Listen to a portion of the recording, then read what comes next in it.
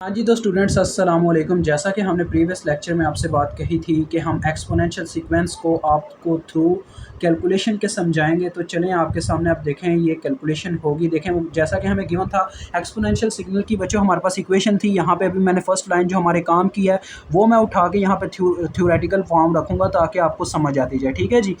3 types का बच्चों exponential signal होता है, यानी एक्सपोनेंशियल सीक्वेंस के साथ, जिसे हम असल में एलिमेंट्री डिस्क्रीट टाइम सिग्नल के पार्ट में स्टडी करने वाले हैं। ठीक है जी। तो असल में 3 टाइप से क्या मुराद है, एक होता है राइजिंग, एक होता है डिकेइंग और एक होता है कम्प्लेक्स। कम्प्लेक्स वाले को तो डिफाइन करना ही इम्पॉसिबल है यहाँ पे, क्योंकि मैं यहाँ पे उसे एक्सप्लेन नहीं कर सकता। लेकिन मैं राइजिंग और डिकेइंग की आपको कंडीशन बताऊंगा, why they are rising, why they are decaying. Okay, तो चलिए हम इसकी कंडीशन को समझते हैं। ये लाइन तो मैंने पहले से ही लिख रखी है, लेकिन हम सबसे पहले ना ये चीज़ याद रखिएगा, इस सब्जेक्ट के अंदर हम सिर्फ डिस्क्रीट सिग्नल्स पे बात करने वाले हैं, क्योंकि ये डिजिटल सिग्नल प्रोसेसिंग इसके नाम से ज़ाहिर होता है, या डिजिटल मीन्स डिस्क्रीट सिग्नल को इस्तेमाल करेगा ये। और अगर आप इसके कंटिन्यूस सिग्नल्स पे स्टडी करना चाहें तो आप हमारी बुक सिग्नल एंड सिस्टम को स्टडी कर सकते हैं। और एक और बात आपसे कहना चाहूँगा, ये समझ लीजिए सिग्नल एंड सिस्टम का अपडेट वर्जन है हमारी ये वाली बुक, जिसके अंदर मैं थोड़ा आपको मज़ीद अच्छे करके अच्छे तरीके से नॉलेज दूंगा। ठीक है, आसान लफ्ज़ों में। तो लिहाजा देखें हमारे पास इक्वेशन क्या है बच्चों, एक्स ऑफ एन, यानी हमारे पास एक सिग्नल है जिसकी इक्वेशन है ए, यानी कि एक कांस्टेंट है जिसके साथ अल्फ़ा एक वेरिएबल है जिसकी पावर एन है। ठीक है जी। अब वो हमसे क्या कहता है, 3 टाइप्स का मैंने सिग्नल बताया, तो ये फर्स्ट टाइप का सिग्नल हम बच्चों स्टडी करने लगे हैं। वो कहता है यानी कि तीनों टाइप्स के सिग्नल्स में ना बच्चों ए की वैल्यू हमने पॉजिटिव कर दिया। ठीक है जी। वो कहता है कि कोई भी वैल्यू अगर ए की पॉजिटिव जो हमने लेनी पॉजिटिव है। ठीक है जी। पॉजिटिव में कहाँ से लेके कहाँ तक रेंज आ जाती है, ज़ीरो को छोड़ के बच्चों, ज़ीरो नहीं लेना। पॉजिटिव में रेंज आती है 1 टू इन्फिनिटी, यानी पॉजिटिव साइन के साथ 1 टू इन्फिनिटी से हमने लेना है कोई ना कोई नंबर। तो लेट से मैं ए को 1 ही रख लेता हूँ। जब मैंने बच्चों ए की वैल्यू यानी 1 रख ली, ठीक है जी, तो मुझे आपको ना समझाना आसान हो जाएगा। असल में ए बस इसको ना कह लें स्केलिंग करेगा इसकी। अभी आप टाइम स्केलिंग नहीं जानते, वो बच्चे जिन्होंने हमारा सिग्नल एंड सिस्टम का कोर्स नहीं देखा हुआ, लेकिन फिर भी परेशान ना हो, क्योंकि इस बुक का भी वो हिस्सा है। नेक्स्ट जो इसका पार्ट है ना, नेक्स्ट टॉपिक, वो इसी पे है, time scaling, time shifting, time क्या नाम है एक और है, रिवर्सल, इन चीज़ों के ऊपर है। वैसे मेरे ख्याल में उसको पहले होना चाहिए था, लेकिन चलें आपको वो भी समझ में आ जाएगा। तो ए बच्चों मैंने 1 के इक्वल रख लिया। ठीक है जी। ये बस स्केलिंग कर रहा है। तो हमारे पास फिर इसका मतलब एक्स ऑफ एन की क्या इक्वेशन बच गई, एक्स ऑफ एन हमारे पास आ गया अल्फ़ा की पावर एन के बराबर। ठीक है जी। अब फर्स्ट टाइप का जो सिग्नल है बच्चों वो होगा हमारा डिकेइंग सिग्नल। वो किस तरीके से, हम कहते हैं जी अगर अल्फ़ा की बच्चों वैल्यू जो है, अल्फ़ा की वैल्यू वो एग्जिस्ट करती है 0 और 1 के सेंटर में। इसका क्या मतलब है, यानी अल्फ़ा की वैल्यू 0 से बड़ी है जबकि 1 से छोटी है। तो अब आप खुद से कोई भी वैल्यू लेट कर सकते हो, यानी कि वो पॉइंट्स में होगी। 0.1 हो सकती है, 0.001 हो सकती है, 0.2 हो सकती है, 0.3 हो सकती है। बस बात यह है कि वो 0 और 1 के सेंटर में होनी चाहिए। तो मैं मिसाल के तौर पे अल्फ़ा की वैल्यू इनमें से कोई भी चूज़ कर सकता हूँ उसकी कंडीशन के अकॉर्डिंग। वो कहता है रिजल्ट में डिकेइंग सिग्नल आपको देखने को मिलेगा। तो हम लेट से बच्चों अल्फ़ा ले लेते हैं। यहाँ पे अल्फ़ा को ना इनके सेंटर में लेना, हमने कोई भी वैल्यू चूज़ कर लेते हैं। जैसे मैंने उस दिन आपको लेक्चर के दौरान 0.5 कही थी, तो यहाँ पे भी चलें 0.5 ले लेते हैं। ठीक है जी। तो अब हम यहाँ पे इसका सिग्नल ड्रा करेंगे। ये देखें बच्चों, सिग्नल जो है ना, सिग्नल की जो ये यानी हमारे पास एक्स एक्सिस होता है जिस पे, यानी कि ये इंडिपेंडेंट वेरिएबल जिसके अकॉर्डिंग हम ड्रा करते हैं। वैसे तो आपको पता है जब कंटिन्यूअस सिग्नल होता है तो यहाँ पे टाइम होता है, लेकिन अभी डिस्क्रीट है तो यहाँ पे एन का सीक्वेंस डाला जाएगा। ठीक है जी। एन सीक्वेंस आ जाएगा। अब यहाँ पे आपको पता है ये माइनस में भी वैल्यूज़ होती हैं, पॉजिटिव में भी होती हैं। एक हम ओरिजिन जानते होते हैं, लेकिन हम माइनस वाली वैल्यूज़ की बात नहीं करेंगे। ठीक है जी। अगर तो आप करना चाहते हो यार मुझे मसला नहीं है, मैं आपको वो भी करके दिखा सकता हूँ, लेकिन उनकी बात करने की ज़रूरत नहीं है। हमने बस आपको लॉजिक देना कि डिकेइंग कैसे होता है और राइजिंग कैसे होता है। तो हम 0 टू इन्फिनिटी बस चेक करेंगे। ठीक है जी, और कुछ भी नहीं। तो ये देखें मैं यहाँ पे इस पॉइंट पे ले लेता हूँ 0 वैल्यू। अब 0 वैल्यू किसकी ले रहा हूँ मैं, n की वैल्यू ले रहा हूँ। तो यहाँ पे देखें फिर हमारे पास जो इक्वेशन बन चुकी है वो यहाँ पे मैं लिख सकता हूँ, लेकिन मेरा दिल कर रहा है ये जो सिग्नल मसला, ये देखो बच्चों अल्फ़ा की जगह हमारे पास क्या पुट हो जाएगा, सिर्फ अल्फ़ा की जगह चेंज होना ना, अल्फ़ा की जगह 0.5 आ जाएगा, क्योंकि हमने ये लेट कर लिया हुआ है 0.5 होल की पावर n। अब आपके सामने है n की वैल्यू यहाँ से पुट होती जाएंगी, मतलब जो यहाँ पे हमने स्केल में रखी हुई है। जैसे यहाँ पे अब ज़ीरो के बाद 1 आएगी, फिर 2 आएगी, फिर 3 आएगी, फिर सो ऑन, ऐसे मतलब ये चलता जाएगा। हम आपको समझाने के लिए बच्चों लेट्स से 5 तक ऐसे वैल्यूज़ आपको चला के दिखाते हैं, ठीक है जी। और सो ऑन के लिए आप ऐसे आगे निशानदेही कर सकते हो, मतलब ये ऐसे चलता रहेगा, ठीक है जी। आपके जो बुक वाला है, जो लेक्चर्स हैं, उसमें उसने 10 का फ़र्क डाल के 10 20 30 ऐसे दिया हुआ है, लेकिन आपको समझाना हमारा काम है, तो हम थोड़ा थोड़ा फ़र्क रख लेते हैं बस, ठीक है। अब इसका पता क्या मतलब है, ये एन की वैल्यूज़ हैं, तो ये यहाँ पे पुट होती जाएंगी और जो जो वैल्यू आएगी वो यहाँ पे सिग्नल उस मैग्नीट्यूड के साथ ड्रा होता जाएगा, ठीक है जी। आप ज़रा गौर कीजिए, सबसे पहले नंबर पे एन की वैल्यू 0 है इस पॉइंट पे, तो मुझे जो सिग्नल ड्रा करना है, यानी इस इक्वेशन में एन की जगह 0 पुट करना होगा। आपको ये बता देता हूँ इसका क्या मतलब है, यानी ऐसे एन रिप्लेस हो जाएगा 0 से। ये बच्चों करने वाला पॉइंट नहीं है, ये आपके माइंड का हिस्सा है। जैसे मैं आपको एलसीए में बता देता होता हूँ, ये आपके माइंड में हल होना चाहिए।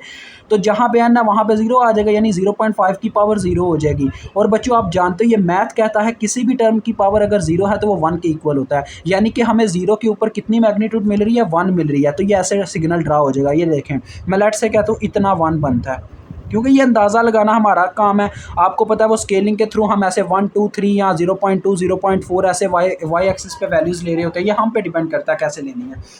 अब नेक्स्ट क्या है, इस पॉइंट पे जब मैं आता हूँ 1 पे, तो 1 पे यानी अब n की वैल्यू 1 हो चुकी है, ठीक है जी। इस पॉइंट पे जब मैं आया n की वैल्यू 1 हो चुकी है, यानी n की जगह 1 पुट होगा। अब आप रख लें अपने पास कैलकुलेटर, ठीक है जी। जिन बच्चों को थोड़ा बहुत मैथ का प्रॉब्लम है, ये देखें 0.5 की पावर, अब n यहाँ पे बस रिप्लेस होता रहेगा। अब n की वैल्यू 1 हो गई है, तो आप जानते हो कैलकुलेटर देता है 0.5, यानी एज इट एज़ वो नंबर आ जाएगा, क्योंकि अगर किसी चीज़ की पावर 1 है तो वो एज इट एज़ आ जाता है। तो यानी 1 का अब हाफ होगा हमारे पास 0.5 1 के ऊपर। तो ये देखें, ये आपके सामने आ गया। लेट्स से ये तकरीबन इतना कह लो हाफ बनता है इसका 1 का, तकरीबन इस लाइन का जो हमने खींची हुई है ना वो यहाँ तक है। तो यहाँ पे हमें मिल रहा है 0.5, ठीक है जी। अब मैं बात करता हूँ 2 के ऊपर मुझे क्या वैल्यू मिलेगी बच्चों। देखो अब क्या होगा, वो वहाँ पे लिखा हुआ है x of n is equal to 0.5 की पावर एन। यहाँ पे एन की वैल्यू 2 हो गई है, अब 2 पुट हो जाएगा, सिंपल सी बात है। तो 0.5 की पावर 2, ये देखें 0.5 की पावर 2 कितना होता है, 1/4 यानी 0.25। ये 0.5 का भी बच्चों हाफ हो गया, ठीक है। 0.5 का भी हाफ हो गया, ये अप्रॉक्सीमेटली इतना बनेगा। तो ये आ गया 0.25।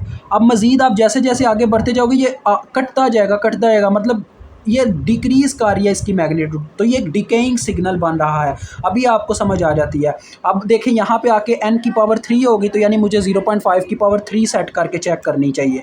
तो वो बच्चों आपके सामने देखें क्या आता है 0.125, वो 0.25 का भी तकरीबन कह लें, पता नहीं, अब मैं अंदाज़ा तो नहीं लगा सकता, यानी उससे थोड़ा और कम हो गया, यहाँ कहीं पे आ रहा है 0.125, ठीक है जी। अब मैं 4 रख के देखता हूँ, देखें 0.5 की पावर 4 हो जाएगी, क्योंकि n की वैल्यू जो है वो चेंज होती जा रही है। तो ये मुझे कितना दे रहा है 0.0625, यानी वो इससे भी कम है। तो ऐसे ही यार 5 के ऊपर आप खुद से ड्रा कर लीजिएगा, मैंने बस आपको कंसेप्ट देना था। 0.0625 इतना आया मेरे पास जी, जी बिल्कुल 0.0625।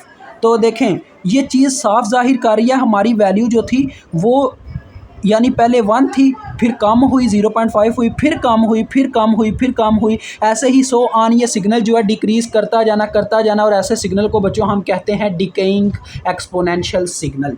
ये नाम आप खुद देख लें, मैं लिख रहा हूँ सही यहाँ पे, डिकेइंग एक्सपोनेंशियल सिग्नल। अब बच्चों मेरा अगर काम बनता ना, यानी जान छुड़वाने वाला, तो मैं चाहता तो वहीं पे लेक्चर में आपको बस कह देता बस ऐसे ऐसे होना, और आपकी कह लें, आप कहते ठीक है जी सर ने जो कह दिया ठीक है।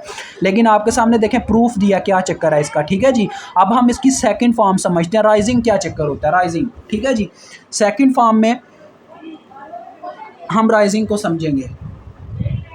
बच्चों आपकी स्लाइड्स में ना एक और चीज़ है, वो कहता है कि अल्फ़ा की पावर अगर आप -1 से 0 के दरमियान भी लेते हो ना, यानी कि -1 से 0 के दरमियान, तब भी आपका जो मतलब कि होगा ना, क्या नाम है, सिग्नल वो डिक्रीजिंग ही होगा, डिकेइंग ही होगा, लेकिन क्या होगा उसका एंगल चेंज हो जाएगा। यहाँ पे ये पॉजिटिव फॉर्म में बन रहा है ना, यानी कि +1, फिर यहाँ पे 0.5, फिर 0.25 ऐसे बन रहा है। वो क्या होगा नेगेटिव फॉर्म में बनेगा, मतलब कि 0 के ऊपर तो वो 1 ही देगा, लेकिन 1 के ऊपर जब हम n की वैल्यू 1 सेट करेंगे तो वो हमें -0.5 देगा, फिर -0.25 देगा। ये बस आपका ना आपको अगर ये भी समझना चाहते हैं तो मुझे कोई प्रॉब्लम नहीं है, मैं आपको ये भी बता देता हूँ। ये असल में ना डिकेइंग एक्सपोनेंशियल सिग्नल की दूसरी फॉर्म बता रहा है, कि ये इसने साफ बच्चों आपके सामने जाहिर कर दिया कि क्या फॉर्म है, अगर तो अल्फ़ा की वैल्यू 0 से 1 के दरमियान सेट करते हो यानी इशारिये की फॉर्म में, तब भी डिकेइंग होगा। अगर आप वैल्यू नेगेटिव की फॉर्म में भी इशारिये की फॉर्म में रखते हो तब भी आपका सिग्नल डिकेइंग ही जनरेट होगा, ठीक है।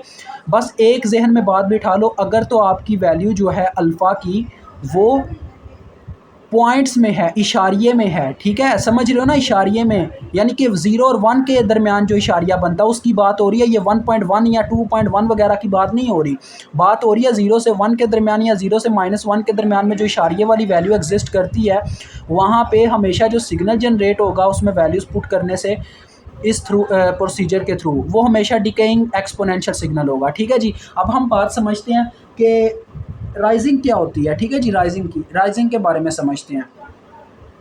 तो बच्चों राइजिंग को इतना मुश्किल नहीं है समझना। राइजिंग असल में ना हम अल्फ़ा की वैल्यू जो है वो ग्रेटर देन 1 लेंगे, ठीक है जी। राइजिंग का ये प्रोसीजर होता है। अभी मैं आपको बताता हूँ, देखें। अब आपने अल्फ़ा की जो वैल्यू है वो लेनी है जी ग्रेटर देन 1, ठीक है जी, ताकि आपको फिर दूसरा सिग्नल भी मिले। तो अल्फ़ा की वैल्यू, ये कंडीशन है जी, अल्फ़ा इज़ ग्रेटर देन 1 आपने कोई लेनी है वैल्यू। लेट्स से हम अल्फ़ा ले लेते हैं जी, alpha is equal to, for this आपको समझाने के लिए 1.1 ही ले लेते हैं, ज़्यादा दूर नहीं जाते बच्चों। आप कहीं पे भी जा सकते हो, 2 पे जा सकते हो, 10 पे जा सकते हो, 20 रख सकते हो, कुछ भी रख सकते हो, लेकिन बस आपको समझाना है मैंने, तो मेरा बस यही तरीकाकार है। और ए की वैल्यू 1 नहीं सेट करेंगे, वो स्केलिंग के लिए, उसकी बात छोड़ दो, ठीक है। वो आपको तब समझाऊंगा जब आपका ना आगे टाइम यानी कि शिफ्टिंग वगैरह के प्रोसीजर आएंगे। तो देखो बच्चों, अब है अल्फ़ा की वैल्यू 1, तो एक्स ऑफ एन की क्या इक्वेशन बन जाएगी, x of n is equal to आ जाएगा, ए की वैल्यू तो 1 नहीं है हमारे पास जैसे कि हमने सेट की हुई है, और अल्फ़ा की पावर एन का मतलब अल्फ़ा की जगह 1.1 आया और होल की पावर एन ऐसे आ गई, ठीक है जी। अब हमने इसको भी ऐसे ही सेटल करना है, इसको भी ड्रा करके अपने माइंड के अंदर समझना है ये चीज़ क्या है, ठीक है जी। मुझे टाइम दे, मैं 1 मिनट ये लाइन ड्रा कर लूँ यहाँ पे। और बच्चों ये मैंने नीचे लाइन तो ड्रा कर ली है, ठीक है जी। ये कोशिश कीजिएगा जब आप ऐसे सिग्नल किसी को शो करवाएं ना, यानी कि डिकेइंग है, तो आगे यहाँ पे ऐसे इन्फिनिटी का साइन थोड़ा डाल दें, यानी ऐसे चल रहा है, इसको ये समझ आए अगले को ये बच्चा कहना क्या चाहता है, यानी ये सिग्नल जो है ना चलता जा रहा है, रुक नहीं रहा, इन्फिनिटी तक इसका यानी कि काम चलता जाना है, ठीक है। इन्फिनिटी तक एन की वैल्यूज एग्जिस्ट करती हैं, ये कहने का मतलब है, क्योंकि ये तो बस समझाने वाली बात है। अब देखो बच्चों, सबसे पहले हम 0 से स्टार्ट करने लगे हैं, 0, ये 0 की वैल्यू हमने सेट करनी है, ठीक है। सबसे पहले नंबर पे हम 0 सेट करेंगे। तो देखें, समझने वाली बात वही मैंने आपको बताया था कि हमने समझना है बस, हमारा और कोई काम नहीं है। तो देखें, जब यहाँ पे 0 पुट होगा n की जगह, तो किसी भी टर्म की पावर बच्चों 0 हो तो वो आपको पता है किसके इक्वल आ जाता होता है, 1 के। ये देखें, ये मैंने सेट कर दिया है 1.1 की पावर 0, तो क्या मिल रहा है, 1 मिल रहा है। तो यानी यहाँ पे इसकी मैग्नीट्यूड हमें 1 मिलेगी। अब मैं थोड़ी यार छोटी लाइन लगा रहा हूँ क्योंकि अब ये राइजिंग होगा, बड़े से बड़ा बनता जाएगा। तो 0 पे मुझे कितनी वैल्यू मिली, और आपको ये समझ आ गया क्यों 0 पुट हुआ है, क्योंकि ये n का सीक्वेंस है, ये n की वैल्यू पुट की है हमने उसकी इक्वेशन में। तो अप्रॉक्सीमेटली यहाँ तक मैं कहता हूँ ये मेरा 1 है, ठीक है बच्चों, मैं कह देता हूँ ये मेरा 1 बनता है, यानी यहाँ तक ये स्केलिंग में 1 है। ये बच्चों बिल्कुल मैटर नहीं करता कि आपने एग्जैक्ट कोई स्केलिंग करके ऐसे लाइन लगानी है ग्राफिकल फॉर्म में, आपने बस कंसेप्ट देना है अगले को। उसके बाद बच्चों ये हमारा यहाँ पे हम ले लेते हैं 1, तो 1 पे चेक करते हैं। 1 मैंने देखें इसकी पावर आगे 1 रखी थी, तो आपको एग्जैक्ट वही नंबर मिल गया था जो आपने रखा हुआ था 0.5। ऐसे ही आप यार वैसे भी जानते हो, मैथ कहता है कि अगर किसी टर्म की पावर अगर आप ऐसे उसकी 1 रखते हो तो वो एज इट एज़ नंबर मिलता है। देखें ये कितना मिल रहा है, ओह सॉरी, 1.1 की पावर 1, तो ये देखें क्या मिलता है, 1.1 वही मिलता है। तो यानी ये 1 से थोड़ा ऊपर हो गया, अपग्रेड हो गया। तो देखें 1 पे हमें मिल रहा है 1.1, अप्रॉक्सीमेटली कह सकते हैं इतना, थोड़ा सा मैंने उससे अप कर दिया इसको, ये देखें इससे थोड़ा सा अप है वो। यहाँ पे हमें अब मैग्नीट्यूड मिली है 1.1, ठीक है जी। अब क्या होगा, नेक्स्ट हम 2 पे चेक करेंगे। अब 2 करके देखते हैं, इसकी पावर 2 हो जाएगी, क्योंकि वो देखें इक्वेशन के अकॉर्डिंग n की जगह 2 पुट हो जाएगा। अब तो ये मैं 2 आपके सामने पुट कर रहा हूँ, तो देखें ये कितना दे रहा है, 1.21, यानी अब पहले था 1 तकरीबन 10 ही बनता ना, आगे 0 हम बढ़ा सकते हैं, ये कैलकुलेशन यानी कि मैथ का असूल है। तो ये था 1.10, अब मुझे मिल रहा है 1.21, तो 1.21 1.10 से ज़्यादा है ना, तो इसका मतलब यहाँ पे हमें मैग्नीट्यूड मज़ीद इससे ज़्यादा मिल रही है, तकरीबन इतनी कह सकते हो, ठीक है। यानी ये यहाँ पे मेंशन करते जाओ, ये मिल रही है 1.21। अब नेक्स्ट हम रखेंगे वैल्यू 3n की, तो 3 रख के देखते हैं। ये देखें 1.1 की पावर डेल ये 3, ठीक है जी, देखें कितनी मिल रही है, 1.331। यानी 33 से अप्रॉक्सीमेटली, तो 21 से 33 आपको पता है ज़्यादा ही है, तो 1.331 यानी कि इससे थोड़ा और ऊंचा होगा, लाइक दिस, यहाँ कहीं पे ये आ गया 1.331। अब हम 4 पे चेक करते हैं, यानी एन की वैल्यू 4 भी चेक कर लेते हैं। आपको बस समझाना ही है, मैं 4 तक ही जाऊंगा, जैसे वहाँ पे 4 तक जा सकता था, आगे मेरे से ना इतना लंबा सिग्नल ड्रा नहीं था हो पा रहा। ठीक है बच्चों, तो अब मैं इसकी पावर देखें 4 सेट करके देखूंगा, क्योंकि एन की वैल्यू मैंने चेंज करनी है इसमें भी। तो ये देखें आप कितनी मिल रही है, 1.4641। तो 1.4641 बच्चों यानी 46 की बात कर रहा है, तो 46 33 से बड़ा होता है नंबर, तो इसका मतलब ये मज़ीद इंक्रीज़ कर गया ये वाला यहाँ पे इस पॉइंट पे आके। तो इसको मज़ीद ऊपर थोड़ा ले जाता हूँ मैं। अब बच्चों मैं तो यानी मैनुअली बना रहा हूँ ना, तो ये उस्ताद भी समझता है, आपका बस कंसेप्ट देखा जाना है। तो ये मुझे कितना मिला, 1.4641 ये मिली है मुझे वैल्यू। ठीक है जी, तो ये ऐसे ही सो ऑन इंक्रीज़ करती जाएगी वैल्यू। आप यहाँ पे ना नीचे भी वो जैसे वहाँ पे आपने किया, यानी 5 मेंशन करके ऐसे सो ऑन इन्फिनिटी तक मेंशन कर दिया था, तो वही बात यहीं पे है। अब ये आपका कौन सा सिग्नल है, this is your rising exponential signal. देखो राइज करता आ रहा है, जैसे जैसे वैल्यूज़ पुट कर रहे हैं राइज मिल रहा है। तो आपने बस याद रखना है कि अल्फ़ा की वैल्यू अगर आपके पास क्या होती है जी, 1 हो जाती है, 1 से ग्रेटर, तो फिर आपके पास राइजिंग एक्सपोनेंशियल सिग्नल आता है। अगर वो 0 से 1 या 0 से -1 के सेंटर में, फिर आपके पास डिकेइंग होगा। ठीक है जी, और भी बच्चों स्केलिंग में ए अगर इसके साथ है ना, तो अगर वो फॉर एग्जांपल 0.5 होता, तब भी कुछ ना कुछ मैटर बनते, लेकिन मेरे ख्याल में वो तब भी ना इससे सॉल्व भी हो जाता। यानी कंडीशन इसी पे डिपेंड करती है, अल्फ़ा की वैल्यू पे। तो लिहाजा अब ये हमारे लिए क्या, किसकी मिसाल है, राइजिंग एक्सपोनेंशियल सिग्नल की। और बच्चों थर्ड नंबर पे जो है ना, उसकी मैं अभी बात नहीं करूँगा, उसकी रीज़न आपको बता रहा हूँ, वो है कम्प्लेक्स एक्सपोनेंशियल सिग्नल। यानी मैं आपको बता देता हूँ वो कहना क्या चाह रहे हैं उसमें। राइजिंग एक्सपोनेंशियल सिग्नल आपके सामने आ गया। वो बच्चों ये कहते हैं, देखें जो थर्ड फॉर्म आपकी बुक के अंदर लिखी हुई गई है, वो कहता है if both a and alpha are complex valued. उसका मतलब कहने का ये, अगर ऐसा हो कि ये जो आपके पास इक्वेशन थी, x of n is equal to a alpha की पावर एन, ठीक है जी, ऐसे कुछ था। ठीक है, यही था ना। वो कहता है अगर आपके पास ए भी एक कम्प्लेक्स नंबर हो, कम्प्लेक्स का क्या मतलब होता है, जिसमें रियल और इमेजनरी पार्ट यानी जे वाला पार्ट दोनों शामिल हों, एक ऐसा नंबर, यानी लाइक दिस, अगर है आपके पास 1 + 1 जे, तो ये आपके पास एक कम्प्लेक्स नंबर है, क्योंकि एक इसमें रियल नंबर भी शामिल है और एक इमेजनरी नंबर जिसके साथ आयोटा है। ये आयोटा होता है, लेकिन हम इलेक्ट्रिकल लैंग्वेज में से जे से प्रेजेंट करते हैं। ठीक है जी, तो लिहाजा ये हमारे पास एक कम्प्लेक्स वैल्यू हुई। अब वो जैसे कि कह रहा है कि ए और अल्फ़ा अगर दोनों कम्प्लेक्स वैल्यूड हों, तो फिर आपके पास क्या होगा जी, एक कम्प्लेक्स एक्सपोनेंशियल सीक्वेंस बनेगा, यानी कि कम्प्लेक्स एक्सपोनेंशियल सिग्नल बनेगा। तो मैं आपको बताता हूँ वो कैसे बता रहा है। वो कह रहा है ए अगर आपके पास है, यानी बोथ कम्प्लेक्स, उसने आगे एक्सप्लेन भी किया, यानी ए है, उसकी मैग्नीट्यूड है, और साथ में उसके साथ एक ऐसा कम्प्लेक्स नंबर है, यानी एक्सपोनेंशियल फॉर्म में लिखा गया ना बच्चों, हम इसको एक्सपोनेंशियल ही समझते हैं, ई की पावर, ये एक्सपोनेंशियल सिग्नल ही समझा जाता है ज़्यादातर। मतलब इसको इसका नाम एक होता है, अभी मेरे जहन में नहीं है, लेकिन आपको सिंपल यहाँ पे दिखाई दे रहा है। इसने यहाँ पे साबित कर दिया क्यों एक्सपोनेंशियल है, क्योंकि इसमें मैग्नीट्यूड की बात तो एक अलग बात है, लेकिन इसमें जे आ गया, यानी कि इमेजनरी नंबर भी आ गया, रियल नंबर भी आ गया। ये रियल नंबर है मैग्नीट्यूड, और जो इसकी पावर में जे आ गया, तो ये इसको कम्प्लेक्स यानी कि इमेजनरी भी इसमें शामिल कर रहा है, जिसकी वजह से ये एक होल कम्प्लेक्स वैल्यू बन गई है।